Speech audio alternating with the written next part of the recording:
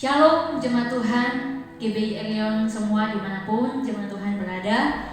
Pada hari ini kita bersama-sama kembali datang untuk beribadah kepada Tuhan. Dan dimanapun jemaat Tuhan melakukan ibadah, mari kita persiapkan hati kita dengan sungguh-sungguh. Kita memberikan hidup kita, penjauhan kita kepada Tuhan kita Yesus Kristus. Mari jemaat Tuhan, bersama-sama kita datang menyembah Tuhan. Segala pujian, segala hormat hanya bagimu Tuhan Yesus Kristus. Ini kami jemaat-Mu datang mengucap syukur, menyembah Engkau Tuhan. Terpujilah nama-Mu Yesus. Engkau kekuatan kami, Engkau Allah yang setia dalam hidup kami Tuhan. Terima kasih.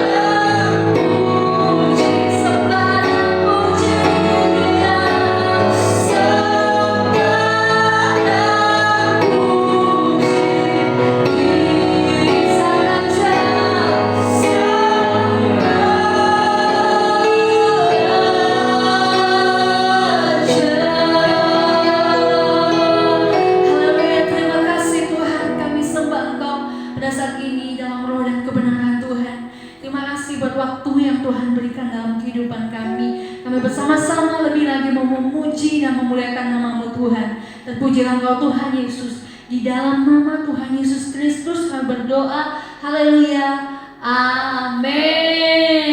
Jemaat Tuhan, kita akan bersukacita, kita memuji Tuhan pada hari ini. Bersama-sama kita katakan, bersyukurlah kepada Tuhan, sebab Ia baik untuk selamanya.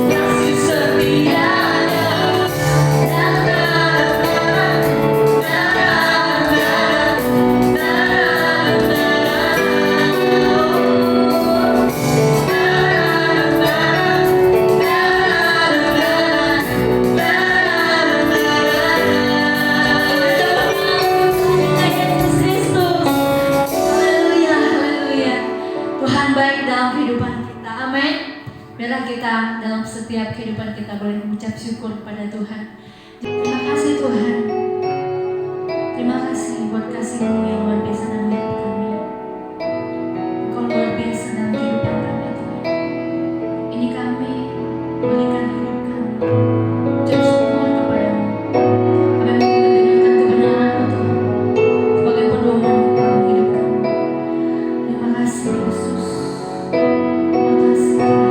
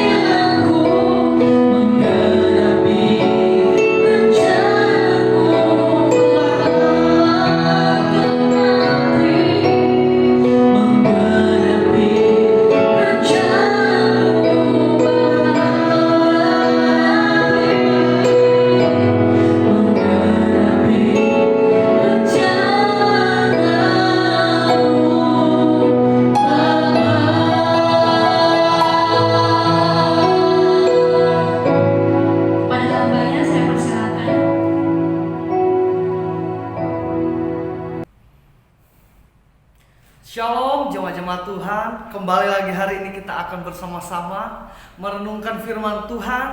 Sebab di dalam firman Tuhan kita dapat mengenal Tuhan, mengenal maksud dan tujuannya berkenaan dengan kehidupan kita. Di dalam firman Tuhan ada penghiburan untuk saudara dan saya. Di dalam firman Tuhan ada kekuatan yang baru, jalan keluar bersama dengan Tuhan. Untuk itu mari kita bersatu di dalam doa. Bapa di surga, kami mengucap syukur Tuhan untuk kebaikan anugerah-Mu dalam kehidupan kami, sehingga Engkau memilih kami pribadi lepas pribadi untuk menjadi kepunyaan-Mu sendiri, hidup di dalam kasih karunia dan anugerah-Mu yang begitu melimpah di dalam kehidupan kami. Bapa di surga, hari ini kami akan merenungkan firman-Mu. Tuhan Yesus, biarlah Engkau mengaruniakan kepada kami masing-masing hikmat, pengertian, dan pewahyuan surgawi, sehingga firman-Mu boleh menjadi rema yang hidup dalam kehidupan kami, yang memulihkan kami, menguatkan, menghibur, dan menuntun setiap langkah kehidupan kami sebagai umat-umat-Mu Bapa. Di dalam nama Tuhan Yesus kami mengucap syukur yang diberkati oleh Tuhan. Sama-sama kita katakan amin. Haleluya. Bapak Ibu semuanya, hari ini kita akan kembali merenungkan firman Tuhan. Dan mari kita simak secara baik sehingga firman hari ini boleh menguatkan saudara dan saya. Adapun pembahasan kita hari ini adalah rahasia di balik doa yang tidak dikabulkan tetapi dijawab. Apa maksudnya saudaraku? Maksudnya adalah seperti ini Bapak Ibu semuanya, kekasih Tuhan, bahwa jujur setiap kita mempunyai permohonan dan harapan kepada Tuhan yang kita sampaikan melalui setiap doa kita yang kita naikkan setiap hari kepada Tuhan. Dan kita harus jujur bahwa tidak semua doa yang kita panjatkan atau setiap harapan yang kita harapkan di dalam doa-doa kita telah dikabulkan oleh Tuhan. Tetapi seringkali kehidupan ini tidak berjalan seperti yang kita minta atau kita harapkan daripada Tuhan, tetapi justru berjalan dalam suatu fakta atau realita keadaan yang tidak kita pikirkan atau tidak kita harapkan, saudaraku. Dan hari ini kita akan mencari tahu beberapa alasan atau kebenaran rahasia Tuhan, kenapa tidak semua doa dan harapan kita dikabulkan oleh Tuhan.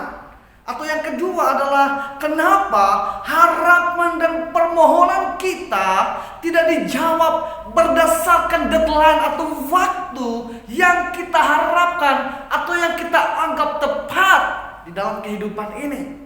Atau yang ketiga adalah mengapa Tuhan tidak menjawab atau mengabulkan permohonan, harapan, dan doa-doa kita persis atau sesuai dengan bentuk jawaban yang kita impikan, kita harapkan, atau kita bayang-bayangkan di dalam kehidupan kita. Saudaraku, kita harus jujur bahwa rancangan Tuhan bukanlah rancangan saudara dan saya. Seperti halnya orang tua yang memiliki anak, ketika dia berumur mungkin 10 tahun atau 12 tahun kelas 6 SD, dan kemudian anak ini ternyata adalah anak dari seorang yang sangat kaya, seorang yang sangat mapan, miliarder saudaraku, orang yang sangat kaya raya, berkelimpahan, dan semua hal bisa dia beli dan diberikan kepada anak-anaknya.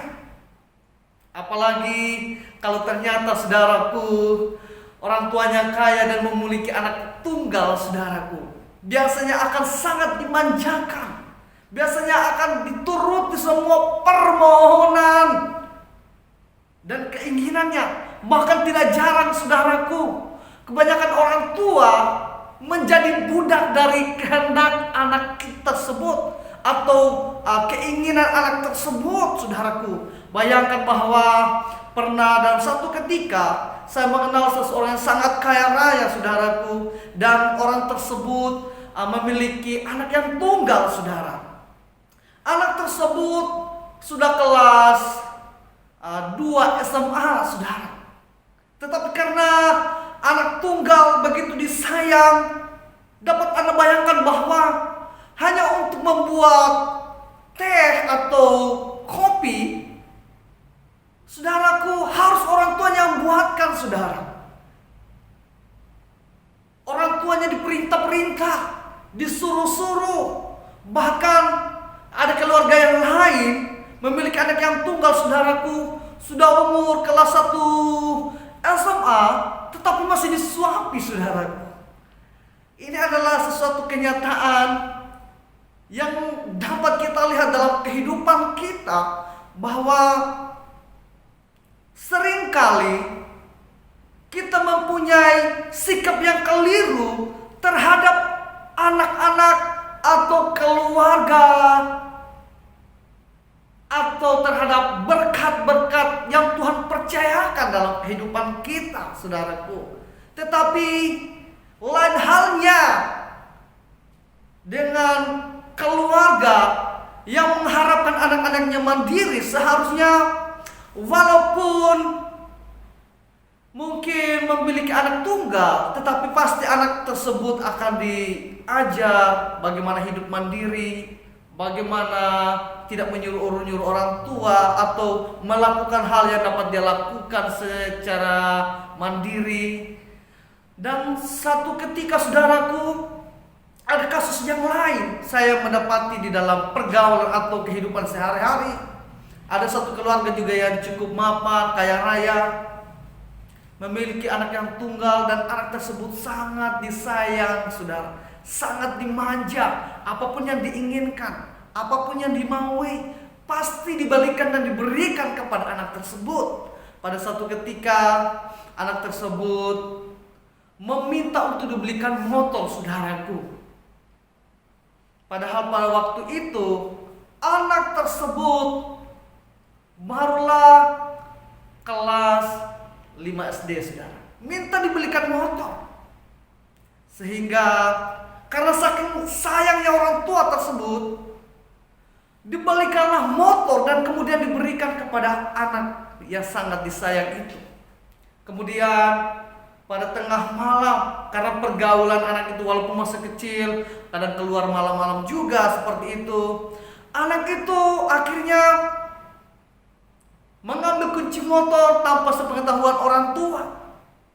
Kemudian dia mendorong motor dari garasi, kemudian menuju ke jalan raya. Dan kebetulan bahwa anak ini mempunyai fisik yang sangat besar, saudaraku. Tidak seperti anak pada umumnya kelas 5 SD masih kecil, tetapi ternyata memang anak ini mempunyai fisik yang sangat besar, saudara. Jadi dia dapat mendorong motor tersebut ke jalan raya.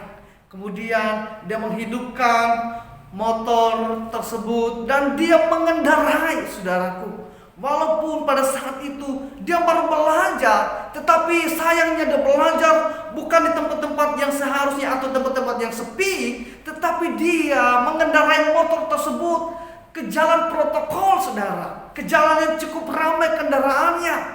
Sehingga pada tengah malam itu terjadilah kecelakaan, saudara. Anak itu mengalami satu tabrakan yang sangat serius, suatu tabrakan yang fatal, saudaraku, di mana akibat tabrakan tersebut anak ini meninggal, saudara. Tindakan dari orang tua atau sikap orang tua yang sangat mengasihi anak itu tidak dibarengi dengan suatu kenyataan bahwa mereka mengasihinya secara dewasa, atau mengasihinya dengan benar, atau mengasihi anak tersebut, tetapi juga tidak melalaikan tanggung jawab mereka untuk membuat anak tersebut menjadi orang yang dididik, atau menjadi pribadi yang taat sama orang tua, saudaraku. Dan pada akhirnya bukan kebahagiaan yang diraih baik oleh anak tersebut ataupun kedua orang tua yang sangat mengasihi dia, tetapi suatu luka cita yang sangat dalam, saudara, karena kehilangan anak tunggal yang mereka kasihi. Seringkali keadaan kita seperti itu, saudara. Kita memohon kepada Tuhan sesuatu yang mungkin belum tentu pas dengan kehidupan kita, atau kita memohon kepada Tuhan untuk memberikan jawaban seperti waktu yang kita tentukan untuk Tuhan menolong kita. Tetapi pada kenyataannya Tuhan tidak menolong tepat atau seperti waktu yang kita harapkan. Atau sering juga kita memohon kepada Tuhan untuk Tuhan menjawab doa-doa dan harapan kita sesuai dengan bentuk jawaban yang kita harapkan. Tentu di dalam kesemuanya itu Tuhan mempunyai alasan mengapa Tuhan tidak menjawab saudara pada waktu itu, atau kenapa Tuhan tidak menolong kita berdasarkan waktu yang kita mau, atau Tuhan menjawab seperti bentuk yang kita harapkan untuk Tuhan menolong kita. Saudaraku, Tuhan adalah Tuhan yang baik. Tuhan adalah pribadi yang tidak pernah salah di dalam kehidupan kita. Tuhan adalah Tuhan yang baik untuk saudara dan saya, sehingga kita dapat melihat bahwa di dalam Matius 7 ayat 9 sampai 11 berkata demikian, saudaraku. Matius 7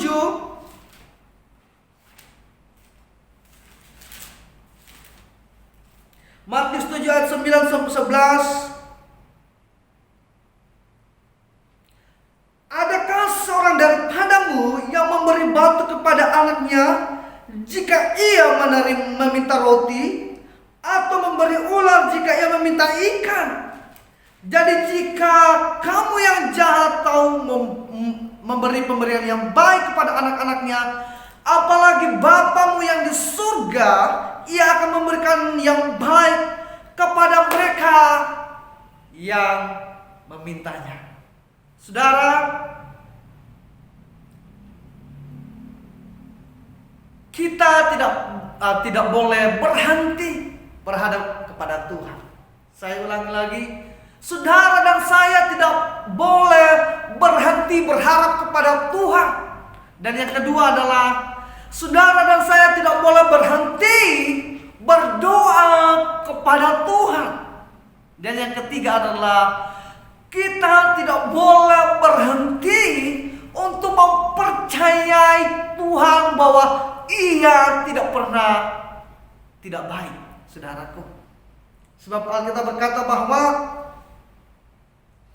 apalagi Bapamu yang di surga, Ia akan memberikan yang baik kepada mereka yang memintanya. Tetapi pada kenyataannya banyak doa kita yang belum dijawab Tuhan, atau bahkan ada doa-doa kita yang tidak dijawab oleh Tuhan. Sebab kita seperti anak kecil meminta sepeda motor, tetapi pada kenyataannya itu bukan mendatangkan kebaikan, tetapi mendatangkan kecelakaan dan keburukan. Dan bukan hanya kita yang mengalami keadaan-keadaan tersebut, tetapi juga orang-orang di dalam Alkitab atau tokoh-tokoh di dalam Alkitab mengalami keadaan seperti itu, saudara. Dan kita akan belajar daripada mereka rahasia di balik doa yang tidak dikabulkan tetapi dijawab. Yang pertama, kalau kita mencermati di dalam Mazmur saudara, ini adalah kisah tentang Daud, sang pemazmur yang berkenan di hati Tuhan, seperti saudara dan saya, pribadi yang dikasihi oleh Tuhan, sehingga di dalam Yesus Kristus saudara dan saya telah dipilih untuk menjadi kepunyaan Tuhan. Kita baca di dalam Mazmur 138 ayat 3. Pada hari aku berseru, Engkau pun menjawab aku. Engkau menambahkan kekuatan di dalam jiwaku. Saudara, kalau kita mencermati ayat ini, di mana Daud berkata bahwa pada hari Daud berseru, pada hari Daud berdoa, Engkau pun menjawab aku. Pada hari Daud berseru, Allah pun menjawab Daud, saudaraku.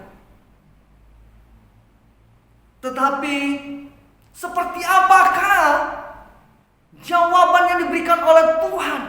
Apakah jawaban Tuhan mengabulkan permohonan Daud? Atau seperti apa jawaban Tuhan, saudaraku? Kita dapat melihat masih dalam ayat ini, yaitu pada kalimat yang ketiga maksud saya, Engkau menambahkan kekuatan di dalam jiwaku. Ternyata setelah saya mempelajari ayat ini, ternyata ketika Daud berdoa kepada Tuhan, Tuhan menjawab, saudaraku. Tetapi Tuhan tidak mengabulkan doa Daud, saudara. Daud memohon kepada Tuhan, berdoa kepada Tuhan, saudaraku. Tetapi jawaban Tuhan kepada Daud bukanlah suatu kenyataan terlepas dari masalah itu secara seketika, saudara. Bukan dilalukan dari masalah-masalah dan pergumulan di dalam kehidupannya. Tetapi jawaban Tuhan adalah Tuhan menambahkan kekuatan di dalam jiwa Daud. Saudara, Daud tidak dilalukan dari permasalahan di dalam kehidupannya, tetapi Tuhan memberikan kekuatan untuk melalui penderitaan.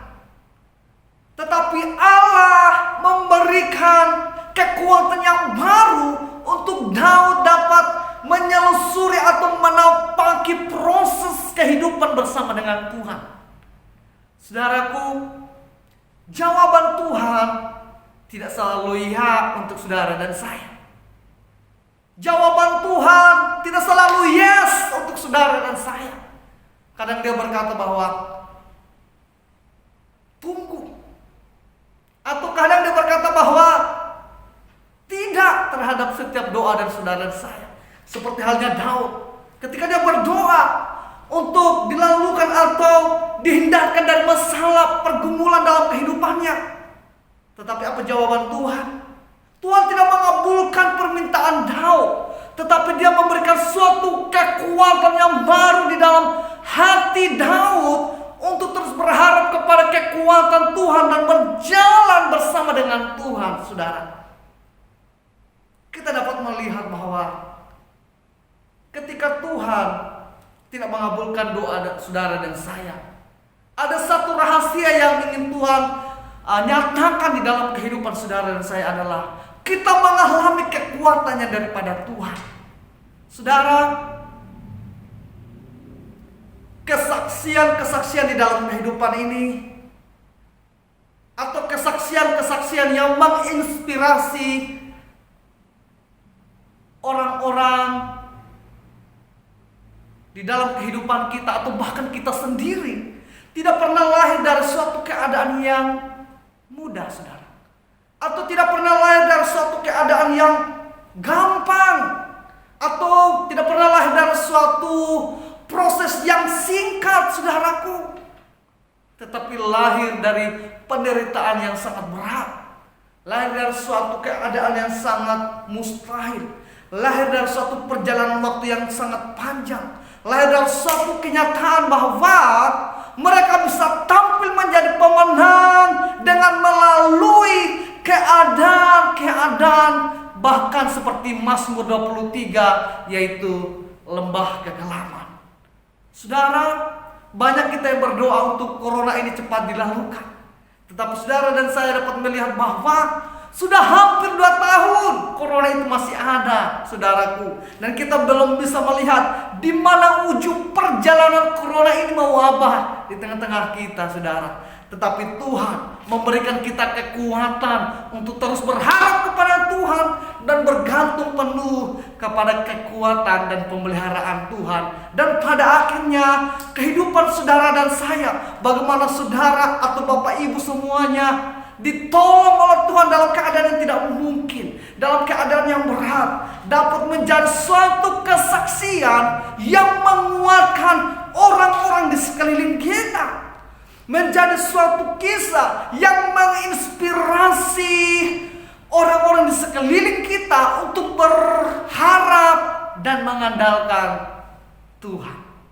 Jadi kebenaran yang pertama adalah Tuhan mau supaya kita mengalami kekuatan daripada Tuhan sendiri, saudaraku.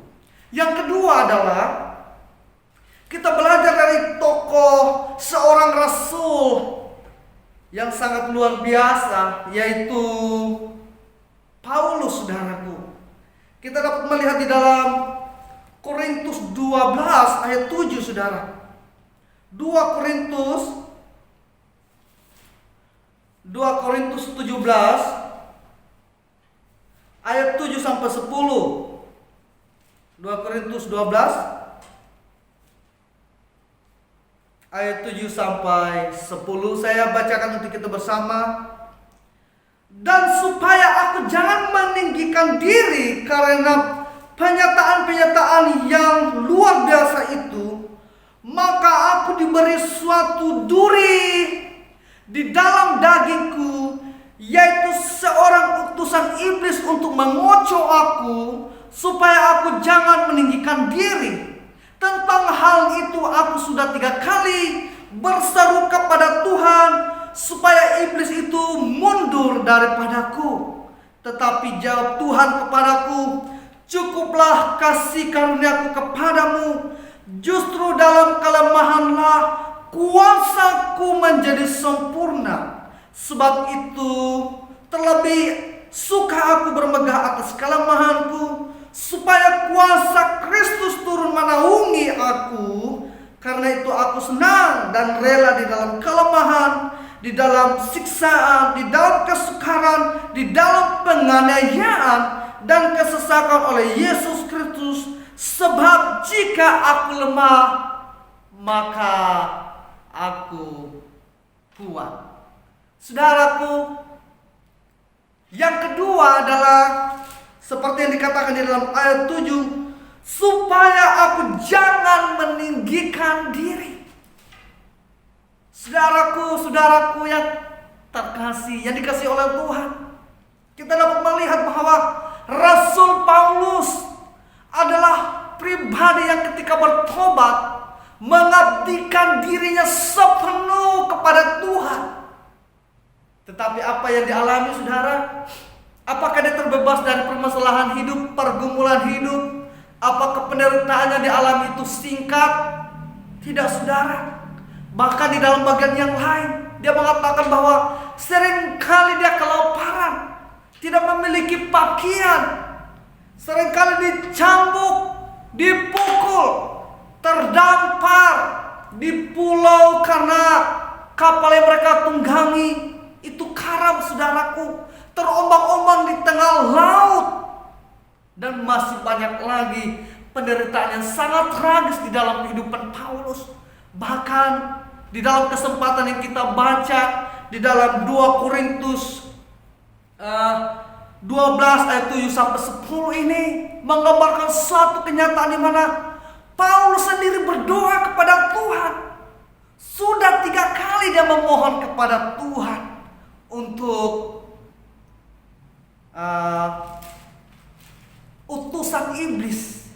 adalah suatu gaya bahasa, saudaraku. Artinya bahwa penderitaan tidak pernah lahir daripada Tuhan, tetapi bisa terjadi atas izin Tuhan. Sehingga dia berkata bahwa Paulus sudah 3 kali memohon kepada Tuhan untuk melalukan penyakit yang dialami, saudara. Jadi Paulus itu mempunyai suatu penyakit, dan dia memohon kepada Tuhan sebanyak 3 kali. Seorang rasul yang hidup untuk kemuliaan Tuhan, saudara. Tetapi pada kenyataannya, apakah Allah mengabulkan permintaan rasul yang luar biasa ini, saudara? Jawabannya tidak. Doa Paulus tidak dikabulkan Tuhan, tetapi dijawab oleh Tuhan. Seperti yang saya katakan bahwa jawaban Tuhan tidak selamanya ya. Kadang itu tunggu ataupun tidak. Tetapi di dalam hal ini, apapun jawabannya, itu pasti yang terbaik untuk saudara dan saya. Jawaban Tuhan yang tidak sekalipun terhadap permintaan kita, itu adalah jawaban yang terbaik untuk setiap kita. Seperti halnya Rasul Paulus ketika dia memohon kepada Tuhan, Tuhan menjawab bahwa justru di dalam kelemahanlah kuasa Allah menaungi Paulus. Sehingga di dalam kesemuanya itu, dia tidak meninggikan diri, tetapi dia hidup dengan rendah hati dan bergantung penuh kepada Tuhan, saudaraku. Dan itulah mengapa Tuhan tidak selalu mengabulkan doa saudara dan saya. Karena dia ingin supaya kita rendah hati, baik di hadapan Tuhan ataupun di hadapan sesama kita, saudaraku. Tuhan tidak selalu mengabulkan doa kita, tetapi Dia selalu menjawab. Bahkan kalaupun ternyata jawabannya adalah tidak untuk setiap doa kita, berarti itu adalah jalan keluar untuk saudara dan saya. Sebab seperti Paulus, penyakitnya tidak diangkat, saudara, tetapi Alkitab mempersaksikan kepada saudara dan saya, justru di dalam kelemahan itulah, penderitaan itulah, kuasa Allah menjadi sempurna di dalam kehidupan Paulus. Ada kekuatan, ada kesanggupan daripada Allah untuk menanggung semuanya itu di hadapan hadirat Tuhan. Saudaraku, Bapa kita adalah Bapa yang baik. Bapa kita adalah Bapa yang luar biasa. Kalau ternyata Dia tidak menjawab doa kita dengan ya, berarti ada satu hal yang Dia kerjakan di dalam kehidupan kita, yaitu memberikan kita kekuatan untuk terus kuat, memberikan kekuatan untuk membuat kita terus mampu menanggung penderitaan itu sampai akhirnya Tuhan menolong kita, saudaraku. Kebenaran yang ketiga adalah kita lihat di dalam Yohanes 11.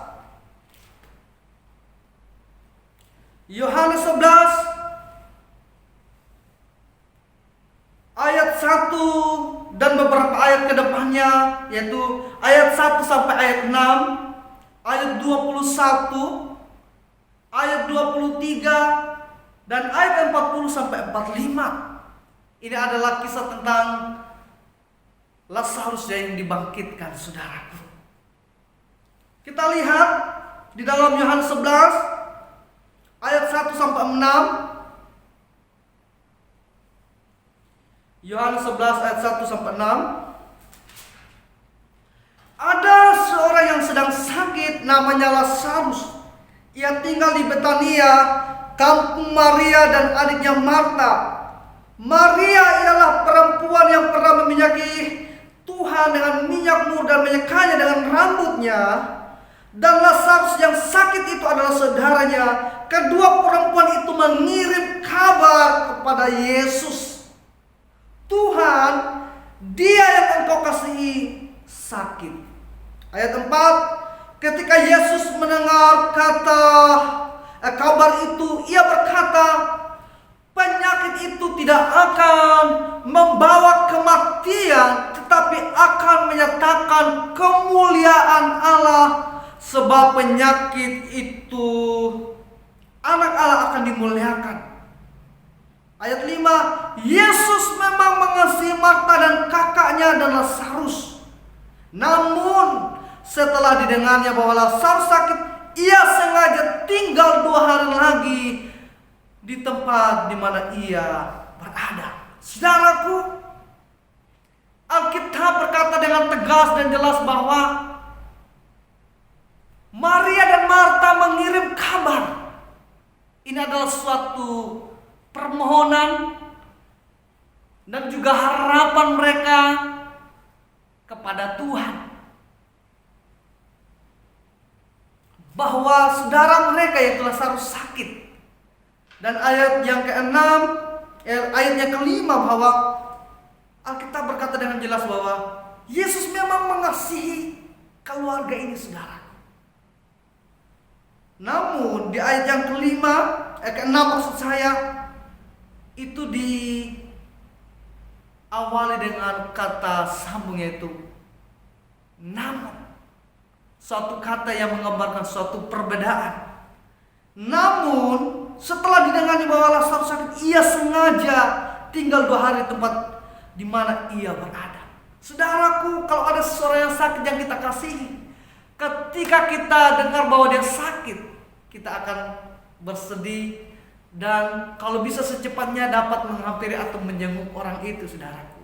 Dan ternyata kalau kita mempelajari tentang kisah ini bukanlah suatu keadaan di mana Lazarus hanya menderita sakit yang biasa, tetapi ini adalah suatu keadaan yang sudah kritis, saudaraku.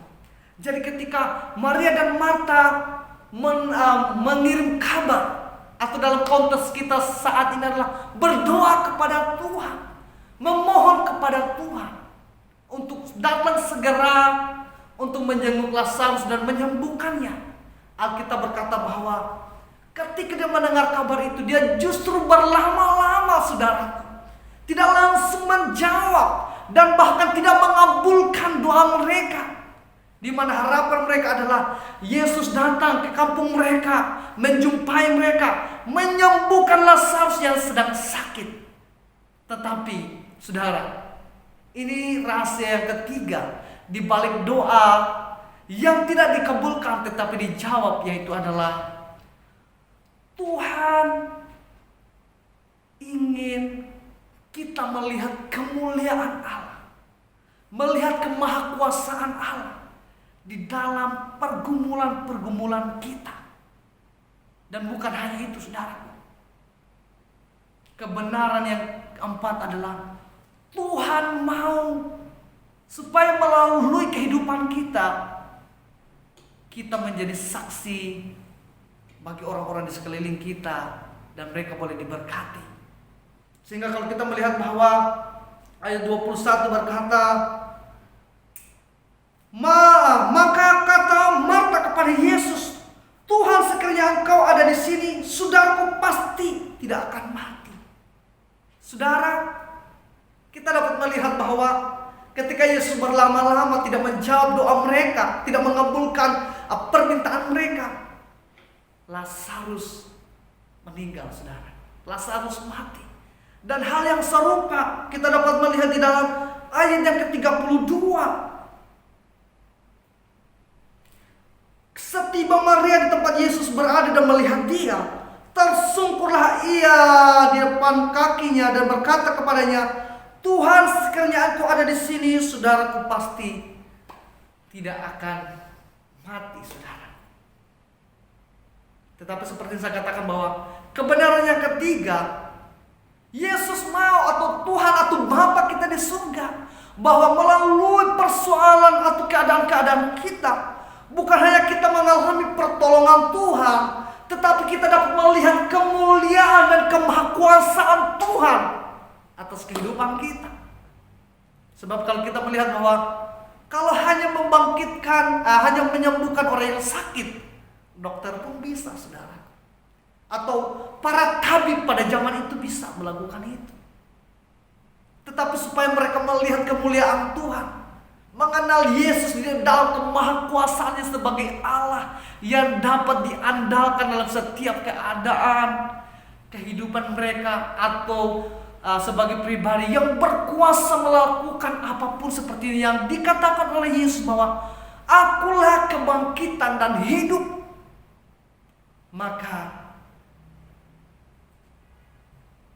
dengan sengaja, tanda kutip dengan sengaja, Tuhan sengaja tidak menjawab atau tidak mengabulkan doa kita, supaya pada akhirnya, supaya di dalam perjalanan hidup kita, dalam keadaan yang bahkan mungkin tidak mungkin, kita dapat melihat bagaimana Allah bekerja dengan luar biasa. Di dalam pergumulan kita yang mungkin seolah-olah satu perjalanan di jalan yang buntu, kita dapat melihat bagaimana Allah membuka pintu yang lain, saudaraku. Atau bagaimana mungkin kita melihat bahwa sepertinya perjalanan kita seperti orang Israel ada di padang gurun. Kiri kanan, depan dan belakang kita melihat padang gurun secara keseluruhan. Tetapi seperti orang Israel dapat terpelihara dengan kuasa dan kemahakuasaan Tuhan, begitupun Tuhan mau bahwa di dalam kehidupan kita menyaksikan kemuliaan Tuhan. Seperti keluarga Maria dan Marta dan Lazarus. Mereka melihat Yesus jauh melebihi dari mereka yang bayangkan. Hanya bisa menyembuhkan, tetapi juga benar-benar dia adalah kebangkitan dan hidup. Dia adalah Mesias yang dapat dipercayai dan diandalkan. Sehingga di dalam pembacaan kita, Yesus berkata, mengapa permohonan mereka tidak dikabulkan? Supaya melalui peristiwa ini, kebangkitan Lazarus, mereka belajar percaya kepada Tuhan. Tuhan mau Anda, saudara dan saya, percaya. Tuhan mau melalui keadaan-keadaan kita yang sulit, dan kemudian Tuhan menolong kita. Kita menjadi percaya kepada Tuhan. Kita menjadi yakin kepada Tuhan. Kita menjadi berserah penuh kepada Tuhan. Dan yang berikut adalah ayat 40 dan 45. Kebenaran yang keempat adalah ayat 40-45. Jawab Yesus, bukankah sudah kukatakan kepadamu, jikalau engkau percaya, engkau akan melihat kemuliaan Allah? Maka mereka mengangkat batu itu. Lalu Yesus menengadah ke atas dan berkata, Bapa, aku mengucap syukur kepadamu karena engkau telah mendengarkan aku. Aku tahu bahwa engkau selalu mendengarkan aku, tetapi oleh karena orang banyak yang berdiri di sini mengelilingi aku mengatakannya supaya mereka percaya bahwa engkaulah yang mengutus aku. Dan sesudah berkata demikian, berserulah ia dengan suara keras, Lazarus, marilah keluar. Orang yang telah mati itu datang keluar, kaki dan tangannya masih terikat dengan kain kapan dan mukanya tertutup dengan kain peluh. Kata Yesus kepada mereka, bukalah kain-kain itu dan biarkan ia pergi. Dan ayat yang ke-45 berkata demikian, banyak di antara orang-orang Yahudi yang datang melawat Maria, yang menyaksikan sendiri apa yang telah dibuat oleh Yesus, percaya kepadanya, saudara. Haleluya. Inilah maksud yang keempat, bahwa melalui keadaan kehidupan kita, atau melalui suatu kenyataan di mana kita bergumul dan kemudian Tuhan tidak menolong kita secepat mungkin, atau melalukan kita dari penderitaan dan pergumulan. Maksudnya adalah supaya melalui keadaan kita yang tampaknya mustahil, orang dapat melihat bagaimana tangan Tuhan bekerja secara tidak terlihat di dalam kehidupan saudara dan saya. Sehingga dari keadaan yang berat, keadaan yang tidak mungkin sekalipun, Allah menolong kita dan kemudian mencelikan mata mereka bahwa ini adalah Allah yang benar. Ini adalah Tuhan yang benar. Sebab Dia hidup, Dia berkuasa, dan Dia melakukan apa yang dikehendakinya. Saudaraku, Tuhan tidak hanya menjawab doa kita atau mengabulkan doa kita hanya untuk kepentingan kita, tetapi juga untuk kepentingan orang-orang di sekeliling kita. Bagaimana nama Tuhan dipermuliakan, bagaimana mereka, jiwa-jiwa di sekeliling kita melihat bagaimana Tuhan menolong kita dalam keadaan-keadaan yang berat sekalipun. Dan kemudian mereka mengakui bahwa Yesus adalah Tuhan dan Juru Selamat. Dan kemudian hidup kita menjadi sebuah kesaksian yang mempermuliakan nama Tuhan. Saudaraku, itulah 4 rahasia di balik doa yang tidak dikabulkan tetapi dijawab oleh Tuhan. Yang pertama adalah supaya kita di tengah-tengah hidup kita tidak bergantung kepada kekuatan kita, tetapi kepada kekuatan Tuhan yang Maha Kuasa. Dan yang kedua adalah supaya kita tidak menyombongkan diri, tetapi hidup rendah hati di hadapan Tuhan dan di hadapan sesama. Kita akan berkata bahwa bukan aku, tetapi Tuhanlah yang mengerjakan semuanya di dalam kehidupan kita. Pencapaianku, perbuatan-perbuatan yang kita lakukan, perbuatan baik, perbuatan terpuji yang kita lakukan, kita tidak akan berkata itu aku, tetapi kita akan berkata itu Tuhan yang bekerja melalui kehidupan kita. Dan yang ketiga adalah supaya kita mengalami kemuliaan Tuhan, supaya kita mengenal kemahakuasaan Tuhan, dan kita belajar untuk percaya kepada Tuhan, sebab Dia Maha Kuasa dan mampu melakukan apapun yang menjadi kehendaknya. Dan yang keempat adalah supaya hidup saudara dan saya menjadi kesaksian untuk jiwa-jiwa di sekeliling kita, sehingga kita dapat melihat bahwa Tuhan tidak pernah hanya memikirkan kehidupan kita, tetapi juga setiap jawaban Tuhan itu selalu diperuntukkan bagaimana nama Tuhan dipermuliakan dan jiwa-jiwa di sekeliling kita menjadi percaya dan mendapat keselamatan yang daripada Tuhan. Sekian untuk firman Tuhan hari ini. Mari kita bersatu di dalam doa. Bapa di surga, kami mengucap syukur Tuhan untuk kebenaran firman-Mu hari ini Bapa.